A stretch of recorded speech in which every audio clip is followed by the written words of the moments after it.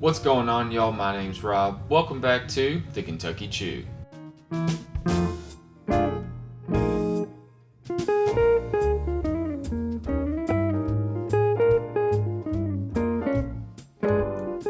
Alright folks, welcome back. Appreciate y'all tuning in. Let's talk some whiskey. So we're still working our way through the budget bourbon brawl. Appreciate everybody that's been following along so far. If you're just now tuning in, we are going through what I believe to be the best bang for your buck bourbons between about the $20 to $35 price range. Few of these are hard to find everywhere. Some of them may not be quite in your area, but a lot of these should be available on your shelf at your favorite liquor store. And we want to find out just what is the best bottle to pick up still, where you don't have to break the bank and you can enjoy some just good quality bourbon with your friends. And so if you haven't been following along, again, here are the winners that have been moving forward so far. We got the Benchmark Top Floor coming out of Buffalo Trace, another Benchmark product. This one's the single barrel. We got the Wild Turkey 101 and then Old Forester 100. So we're halfway through the first round, 2 more rounds to go, and then we'll be moving on to our Elite 8. And let's get to chewing. So for those of you who don't know, like I said, I was looking forward to this one because these are all bottled in bond products. What does that mean? So one, on the label, somewhere on the front, big bold letters, it has to say bottled in bond. There's some more rules and regulations that come with that when it comes to making whiskey. Here's a few of them. It's got to be at least 4 years old, has to be distilled, produced, put out from the same distillery, and it has to be 100 proof. So blind tasting wise, these should all match up very well. I'm hoping this one's going to be really tough for me and I'm going to struggle a little bit with picking a favorite. This came about, I want to say 1897. If I'm right about that, let me know. If I'm wrong, also let me know, but I'm pretty sure that's right. 1897, I think that's the Bottled in Bond Act. The person who was really pushing for that back in the day is my boy, Mr. Colonel E.H. Taylor. So if you ever looked at any of your E.H. Taylor products, the single barrel, the small batch, even the rye, all bottled in bond, 100 proof, delicious products. I hope you've been able to try those. So I'm gonna leave that with that.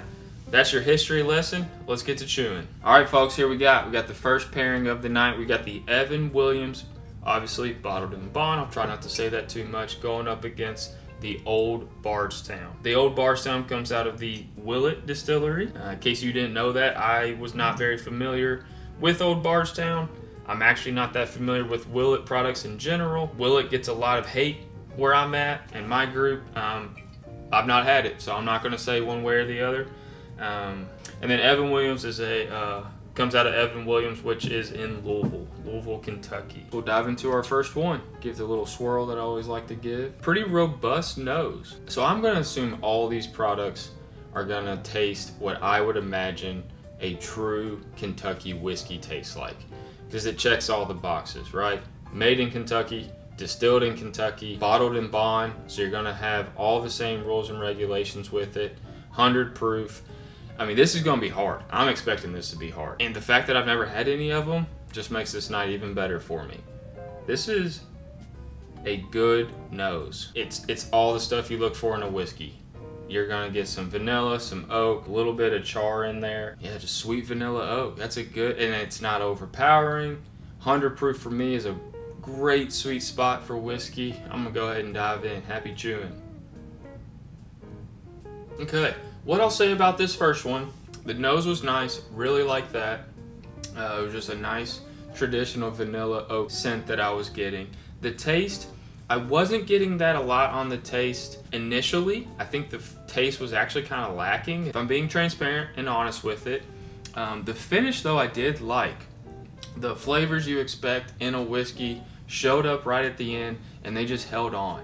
I've mentioned in this channel, sometimes with the finish you swallow, it just disappears and you're like, where to go? Not the case with this one.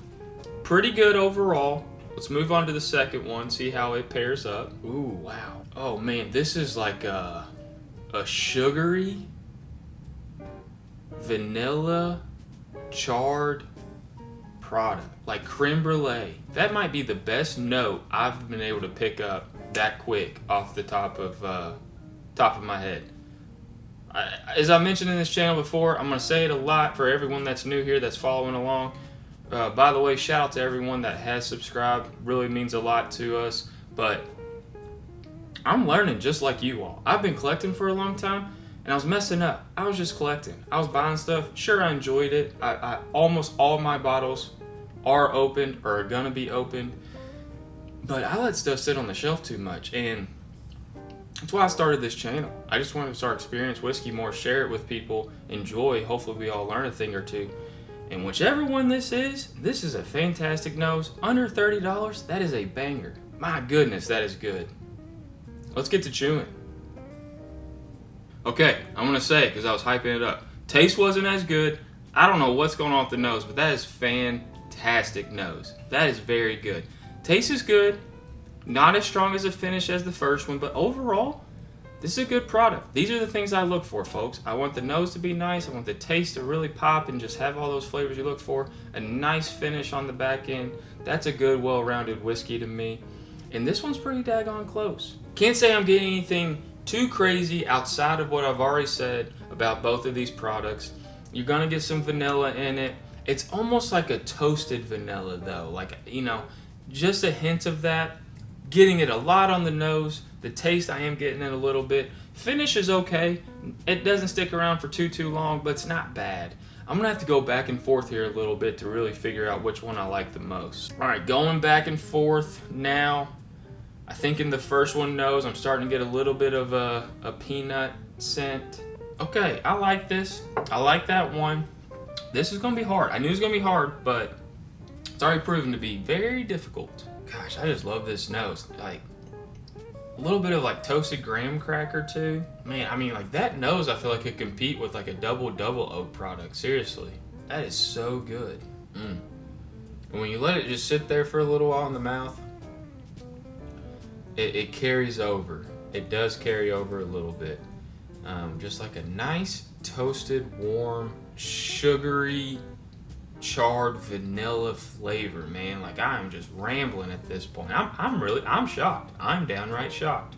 Either one of these would smell and taste this good. I truly am. All right, the anticipation's killing me. Hopefully it is you too. I'm gonna go ahead and decide. The one I'm holding in my hand, which was the second one that I tried, is the winner. Almost purely off nose.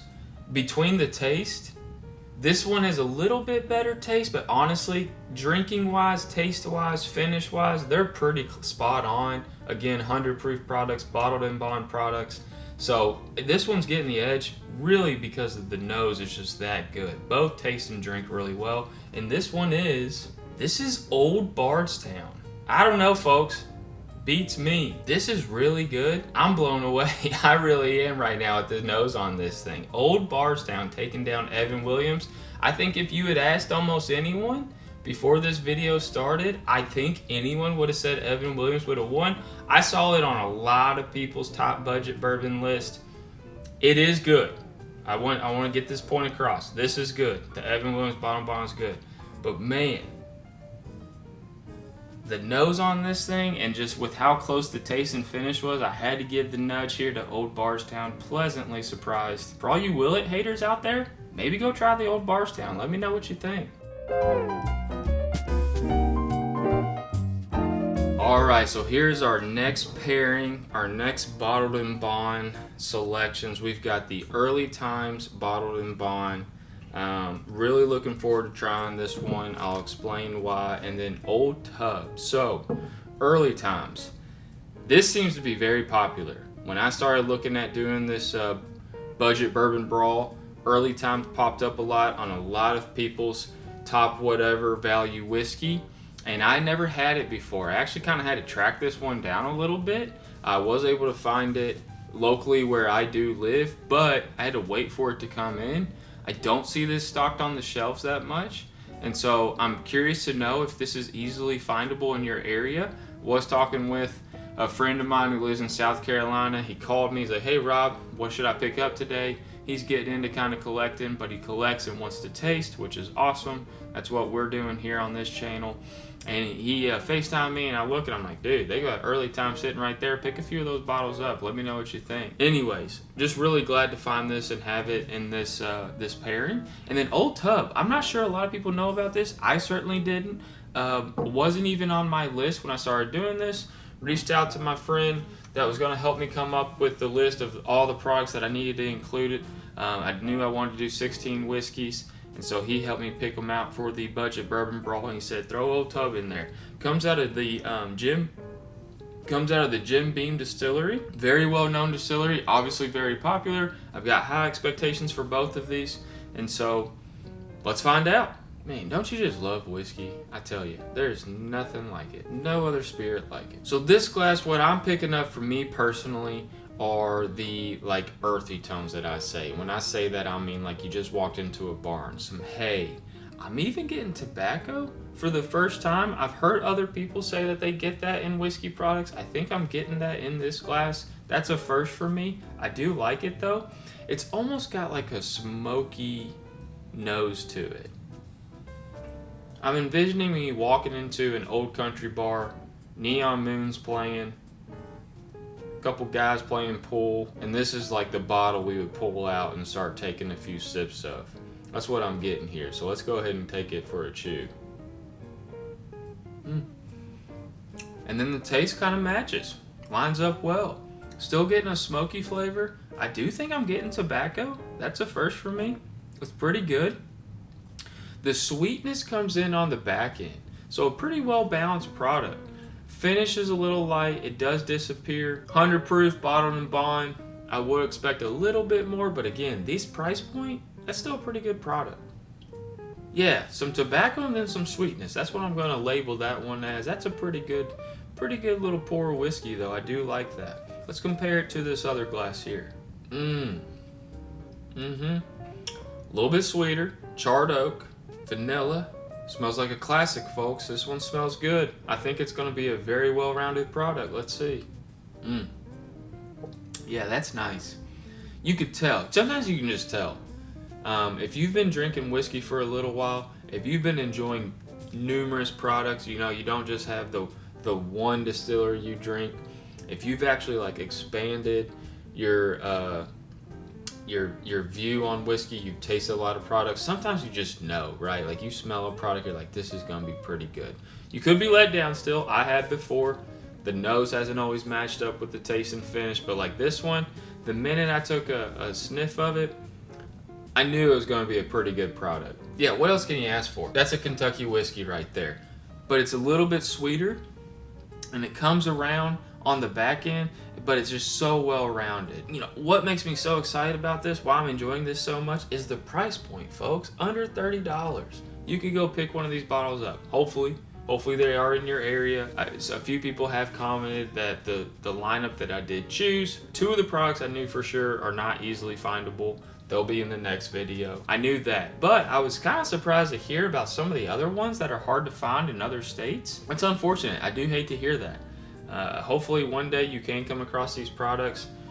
I know early times has become a little bit difficult to find. This was not one that was just on the shelf for me. I did have to specifically ask a good connect of mine if this was something they could get in their store. They did pull through for me, so shout out to you. You know who you are.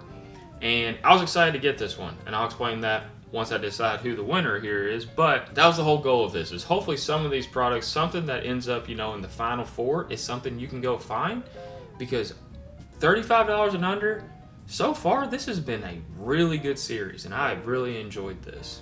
I'm gonna go back to this second one. I mean, it's just nice. You got the vanilla, you got the oak, it's well rounded, the nose is inviting, you go in for a taste, the taste matches, it drinks nice. Man, just for this price point, these are good products. I cannot believe I've walked past these bottles for so long. Let's go back and forth a little bit. Man, this is just getting harder. I told y'all it's gonna be hard for me to do 4 products in a night. I've not done this that often, so these are kind of, they're close folks, which is a good thing, but it makes it difficult to choose a winner. Still getting a little bit of that smoky tobacco, but the fruit, the sweet fruit definitely is in there. Man, it's tough, folks. It really is. This is a hard one. I know which one I'm going with. This glass here, I don't know. Just something about it, folks. I think some people could resonate with me on this. Sometimes, you know, right? The minute I smelled that one, I was like, this is going to be a good one. And this one is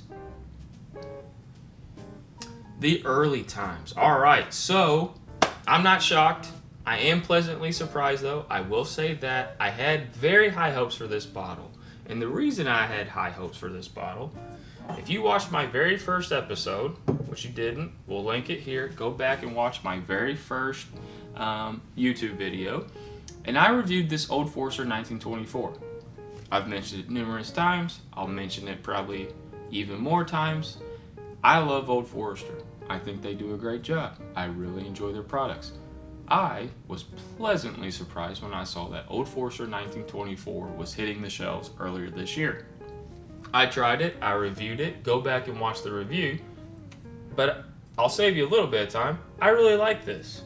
And then I did some reading, and people who have been following bourbon for a lot longer than me, who have been tracking things, they claim Old Forester 1924 is essentially Early Times aged longer. I don't know. I don't know if that's the case or not. I have read some articles that do state that, and so the minute I read that, I knew I wanted to get my hands on this bottle. Now, Old Forester 1924 by far is way better. I can say that without a doubt, but again, this is under $30. That is really good. I really like it. It's a good product. So, this concludes the bottled and bond part of the budget bourbon brawl. Moving on, we've got the Early Times, the Old Bardstown. Very happy about this. Very shocked by this. Like it though. I'm definitely going to pick up another bottle of Old Bardstown once this one is almost at the end of its life. And yeah, fun little series so far. Appreciate you all tuning in. Hope you're enjoying it. Until next time, happy chewing.